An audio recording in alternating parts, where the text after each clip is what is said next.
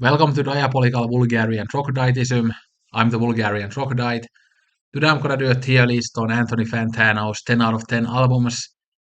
So there are different versions of this tier list on the internet. Some lists have more albums than others, but this particular one has 40 different albums, and I have heard 38 out of the 40, so there are two that I haven't heard yet. But I'm gonna rank these albums mostly based on just my personal enjoyment of the albums, and I'm not really gonna consider like which albums are the most influential or the most important in music history, but I'll just think about like which albums I like to listen to the most. Although I might kind of mention the importance of some albums here as well, but I'm gonna do the ranking based on which ones I like to listen to the most. And that of course means that there might be some controversial takes, but again, it's just my personal taste. There's no reason to get angry about other people's personal taste in music. We can just agree to disagree. Yeah. Well, let me know what your tier list would look like and what you think of Fantano's taste. I quite like his taste, although there are many times when we very much disagree on albums as well. But these are the two I haven't heard yet. So we have Nina Simone Sings the Blues, and I like and even love many other Nina Simone albums, but for some reason I haven't listened to this one yet. But I really want to. Then we have To Be Kind by Swans, and I have listened to some of the Swans albums from the 80s and 90s, but for some reason I haven't gotten into the 2010s work yet. I mean, the reason is mainly just because the albums are so long. Yeah, but I'm excited to get into those albums, but I just want to be in the right headspace when I do. Yeah. But we are gonna start with a big personal favorite of mine. It's The Black Saint and the Sinner Lady by Charles Mingus, and this goes straight to S tier. Yeah, it's just absolutely incredible jazz album. It's quite dense and difficult in many ways, but at the same time, I think it's just so much fun. It's very quirky. I love it front to back, and yeah, it might be Mingus's best album, although there are many other great Mingus albums as well. But yeah, definitely a nastier album. Well, now we already get into the controversial stuff, but I'm not the biggest Bob Dylan fan. I just don't like his voice. He sounds like a dying wolf howling away in his albums. And also his albums are very kind of lyric focused and there's not that much kind of musical substance, again, substance in the instrumentation. And I would like to have a bit more kind of substance musically on his albums, then I might like them more. But as his albums are just to me kind of overly simplistic, and as I am not a very kind of lyric focused music listener, there isn't much that I get out of his works. But I of course respect how much he has influenced music and some of his lyrics are great, but again, lyrics don't matter that much to me. I'm all about the music, so this goes straight to C tier, so I'm not gonna put it F or anything, but C tier. Yeah. Then we have Pet Sounds by the Beach Boys, and I really love this album. It goes straight to S tier. Yeah. It almost sounds like I'm saying ass. Yeah, it sounds stupid, but I'm saying S tier. Yeah. Need to focus and say it correctly. Yeah. Because S tier is not ass tier. Yeah. But anyway, yeah, so Pet Sounds is a great classic record. It has so many great songs. It still sounds very good today. And I actually like the Beach Boys more than I like the Beatles. Yeah. And I didn't fall in love with this album immediately. It took quite a lot of time for it to fully click with me. But actually, last year, when I was kind of listening to lots of these classic albums again, this one kind of finally fully clicked with me and became a favorite of mine. So, yeah, so it goes there into S tier. Then we have Abbey Road by the Beatles. And this is an album that I actually really need to listen to again because I haven't listened to it in a few years. And last time I listened to it, I wasn't as into kind of this type of pop rock music or whatever you want to call it. So I feel like I might like it more now. And if we did a kind of objective list, this would of course go to S tier. But I'll put it into B tier. It's a album that I enjoy, I like, but it's not a personal favorite of mine. And again, I know that you're gonna crucify me for that in the comments if anybody watches this video. But again, there is a chance that it might go up in the future. And I think that was the only Beatles album here. Yeah, although I think Fantano might rank some of the other ones 10 out of 10 as well. But then we have Frank Zappa, Hot Rats, another album that I haven't listened to in a while, but I like Frank Zappa a lot. Although there are albums by him that I like more than this, so I think I'm gonna put this one in the A tier. It's a really strong album, but again, some of the other albums I like more by him. Yeah. Then we have Peaches Brew by Miles Davis, and this goes straight to S tier, one of the great jazz fusion albums I absolutely love. This album again, it's a very long album, quite challenging album, but I think a great listen front to back, and it also has one of the best album covers of all time, and it's definitely one of Miles Davis's best albums. Then we have Marvin Gaye's What's Going On. It goes straight to S tier as well. I love that album. It's such a great listen front to back. Marvin Gaye's voice is so great. My favorite song on the album might be Save the Children. Absolutely love that song. It's so beautiful. And sonically, this album still sounds really beautiful and pretty much flawless. Yeah, incredible album. One of the greatest of all time, but also a personal favorite of mine. Then we have the Mahavishnu Orchestra, their first album, The Inner Mounting Flame. And yeah, this is one of the best jazz fusion albums. And of course, this one has John McLaughlin as the guitar player, just like Bitches Brew has. So it goes straight to S tier. I love jazz fusion, and that's one of the best albums of that genre. Then we have Ziggy Stardust, and actually another album that I really need to listen to again. Again, I love David Bowie, but for some reason I just haven't gotten back to this album in a long time. It was the first Bowie album I ever listened to, and I wasn't a Bowie fan when I listened to it, so I didn't absolutely love it back then, but I might love it more now.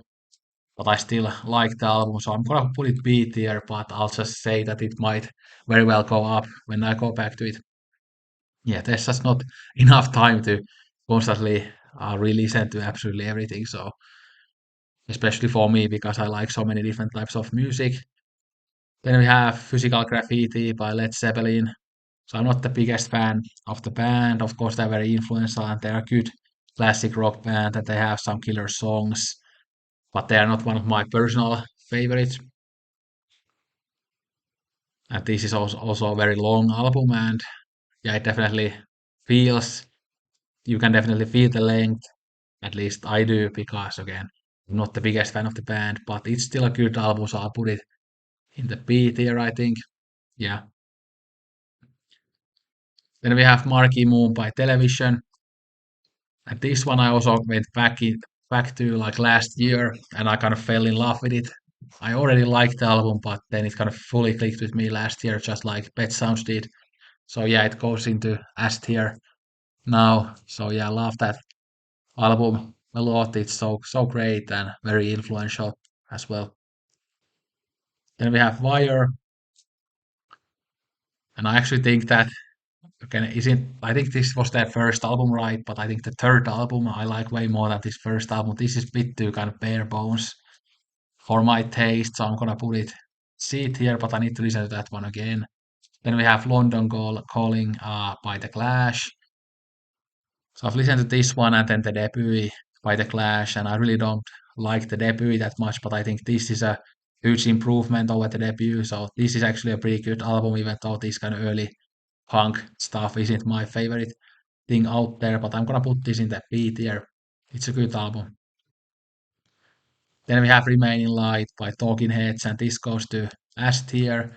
I love it. And Talking Heads was a band that I didn't like at first, but then through time, as my music taste got more diverse, I really fell in love with the Talking Heads, and this is my favorite by them, which is a very cliche thing to say, but it's such a great record front to back. Then we have Purple Rain by Prince, another S tier album. Obviously, so many classic tracks on that one, and every single track is just perfect. I mean, I guess the production, some of it sounds maybe like slightly dated, but I think the songs are so strong that that doesn't really matter. So definitely S tier album. Then another S tier album is The Hounds of Love by Kate Bush, one of the best art pop albums of all time. And I might do the like a video on best album openers at some point, and this album definitely has one of the best album openers of all time. But yeah, still sounds extremely good. Of course, it influenced many artists like Tori Amos, for example, and many other art pop artists. And still, like 40 years later, it sounds so beautiful and quite fresh as well.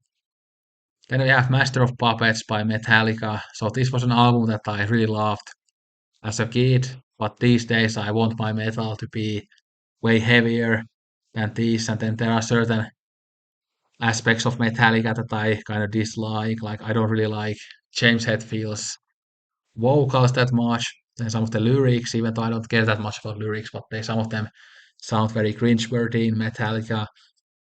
And then of course Lars Ulrich is a terrible drummer. But this album has some killer riffs. And it sounds really good for the time. Yeah, as a kid I would have put it in S tier, but now I'm gonna put it into C tier. But if this was an objective list, this would go into S tier because it has influenced so many metal albums. But again, I don't just enjoy listening to it that much anymore. Yeah. Then we have Public Enemy's most famous album. Yeah, this one is really good as well. I actually wonder where I should put it. It's either A or B tier. I'll put it A tier. It's very good, kind of early hip hop music. I might like Fear of Black Planet more, although it's hard to say. And you need to re-listen to that one also, but it's a really good album. And in an objective ranking, it would go S tier. Then we have the Beastie Boys, and this goes to straight to S tier. I haven't listened to many of their, or maybe even any of their other albums, but this is a five-star album. Incredible record. Still sounds great. Obviously, it's very influential as well. So yeah. Then this is one of my absolute favorites. It's Violator by Depeche Mode. Yeah, absolutely love that record.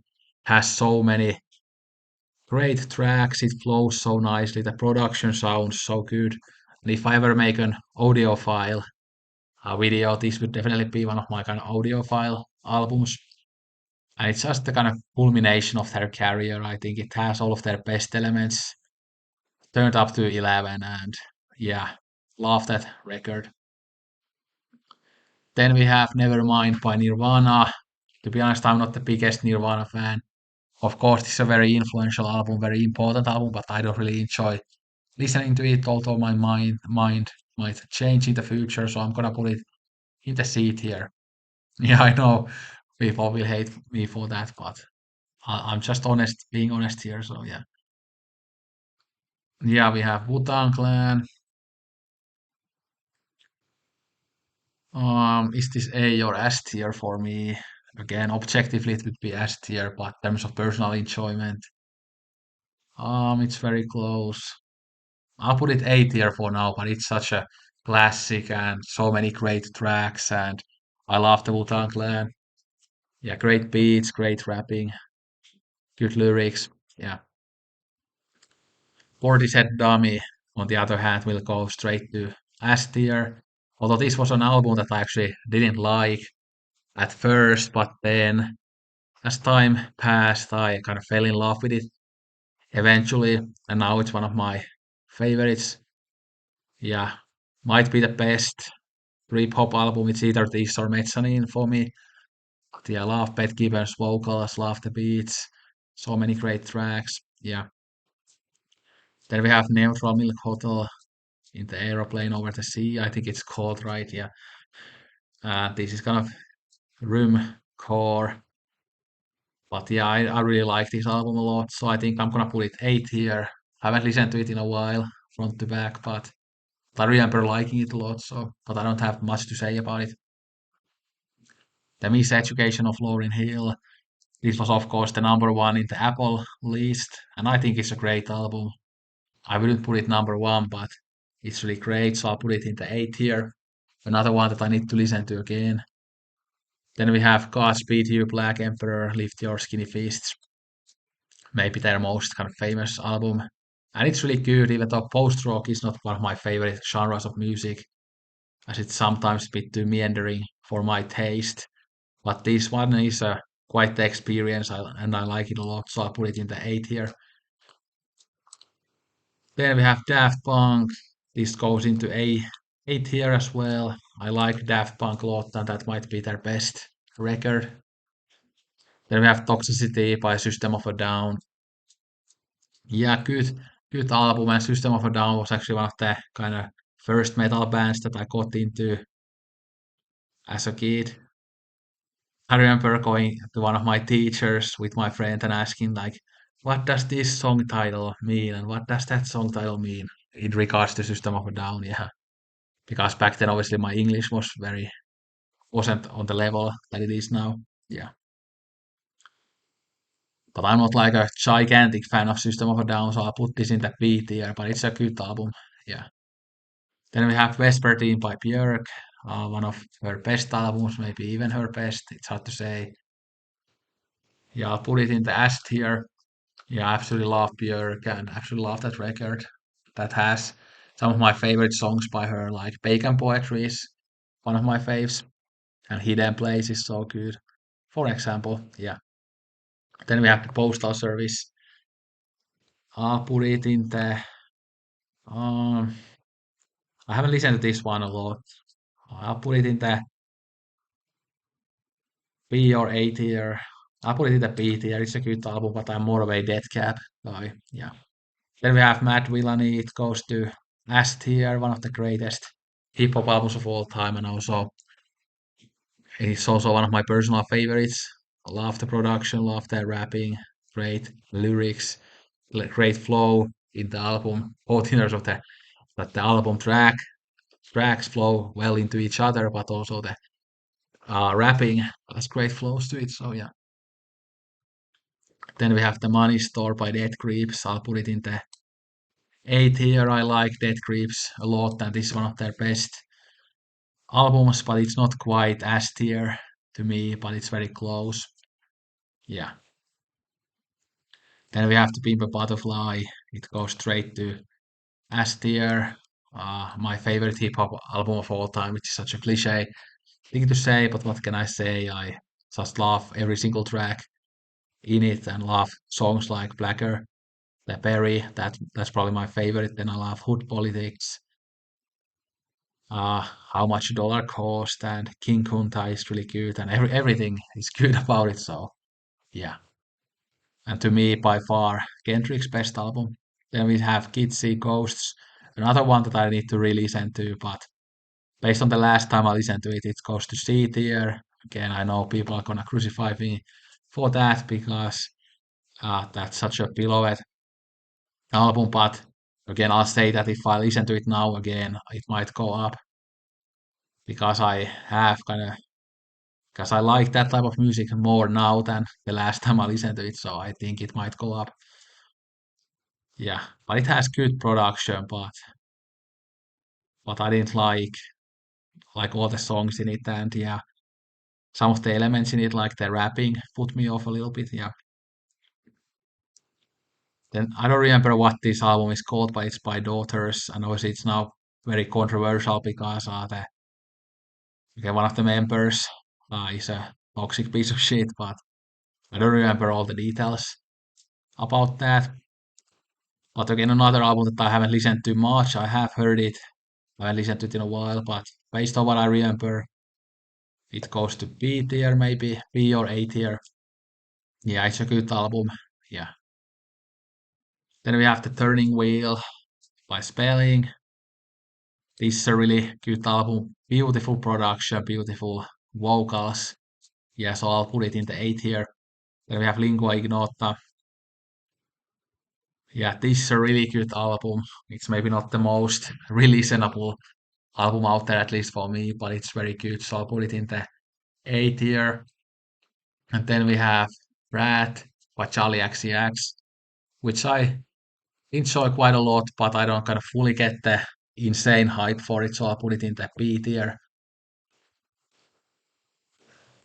So that's my tier list. So quite a lot of S tier albums. So S tier is actually the kind of biggest tier here, I guess. So Fantano has a great taste, and even these like other albums, I get why Fantano would love them and why other people would love them.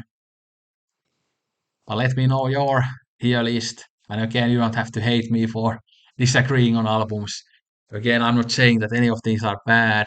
Like I said, many of these are very important albums, and I respect the artists for creating important and influential albums. But something being important and influential doesn't mean that I have to personally absolutely adore that album. But yeah, thanks for watching. Let me know your thoughts. Don't drink Coke at all. Sayonara and arigato gozaimashita.